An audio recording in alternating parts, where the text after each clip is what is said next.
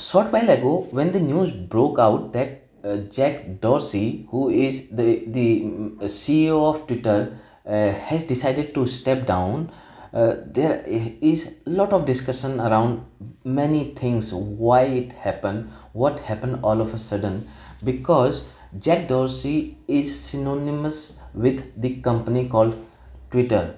Then how did he pass on the baton, that too so early in his career? He is not very old, if you remember. Now the other interesting aspect is that another Indian origin guy called Parag Agrawal is going to step in and replace Jack Dorsey, and it seems from the resignation letter which Mr. Jack has posted on Twitter, he suggests that Parag has been working with him for last 10 years now, and Parag has worked before Twitter with Microsoft, Yahoo, and probably some other names also, but he found Parag to be the right guy who can succeed him. When you look at this email, I'm sure you would have seen that, so let's go through it. And if you look at it, everything is seems like a very good thing. He has decided to step down, he sees a next phase coming, but the real story starts somewhere else. And to figure out what's happening, I decided to do some investigation, and what I found during the investigation, I'll share those all information. But before that, let's get to some of the facts, because facts are very important.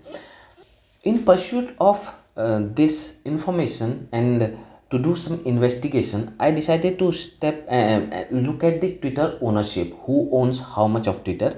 When I look at it, I see Mr. Jack Dorsey doesn't own as much as I was expecting. I was expecting he would own somewhere close to 10%, but when I looked at the IPO listing time, Jack Dorsey just held about 4.72 or less than 5% share in the Twitter during the listing, and eventually looks like that has come down further. But what's important is the top 10 owners of Twitter Inc. are Morgan Stanley, Vanguard Group, BlackRock. They all hold around 8%, and then BlackRock holds around 4.5%. Then SSGA holds 4.4%, and there are some smaller investors who hold around close to 2 to 3%. What's important over here is when you look at Twitter performance, Twitter stock performance over last uh, almost 10 years. I think Twitter listed around 2013. When you looked at, it was listed around 41, and after listing the stock climbed up to $69.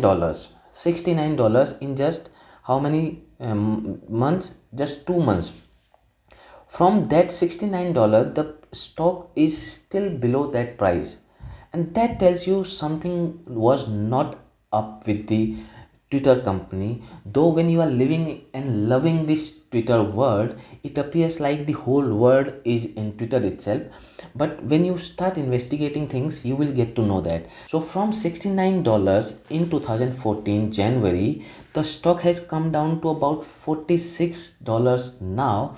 What does that mean is the stock investors who, even if they bought during the IPO with around $41, the overall investment has given the return of around 12%. That puts a lot of pressure, and that too during the last 1 year. So if you were an investor who has put a lot of money and answerable to their own clientele, then I'm pretty sure that you are going to question that, question the company, question the management. That has what that is what has happened. We will come to that point in a minute. But when you see the competitor, which is Facebook, not in terms of services, but because these are internet company, we can say these are competitors. Facebook came around June 2012, and Twitter came just 1 year after that. So from June, the company has grown almost 12 or 13 times since that since their listing. That means the company's investors have really gotten rich in last 10 years. With respect to, if you see that, they are close to 786% they are all time high from the listing price. That's what it suggests. So 786 is 8 times, their investment has grown 8 times from the listing day.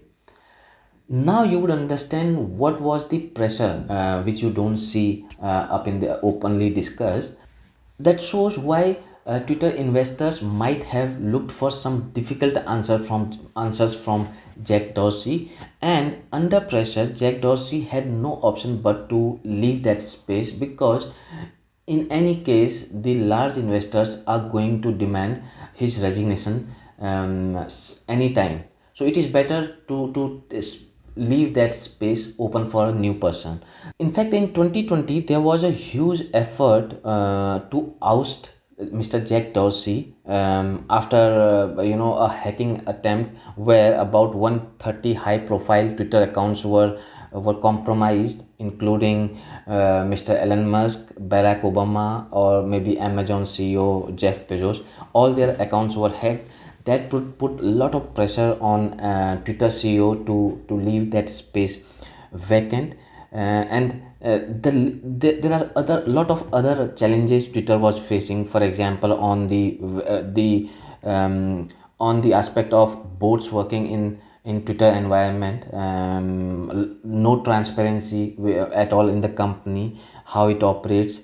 So those were all putting in pressure. And if you see from this para over here, their largest investor or major investor, which is Elliott Management, was seeking Dorsey's removal from Twitter, and this company has a substantial stake in Twitter. So large investors demand answers, and you have to oblige them.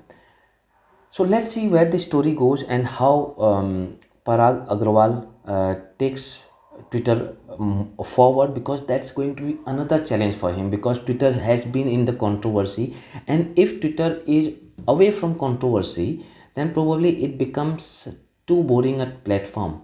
In that case, how does he maintain the balance of the company where he keeps all the governments happy, while governments happy, activists happy, investors happy with the performance of the company, while it makes sure that it grows as a brand when he leaves the company, maybe 10, in the future, 10-15 years down the line, if he does well. Please do write me, what do you think of the Twitter CEO Jack Dorsey's step? Is that a good step? Do you think this is the right mechanism to go forward, or the right strategy to go forward? I'll come back with another topic very soon. Thank you.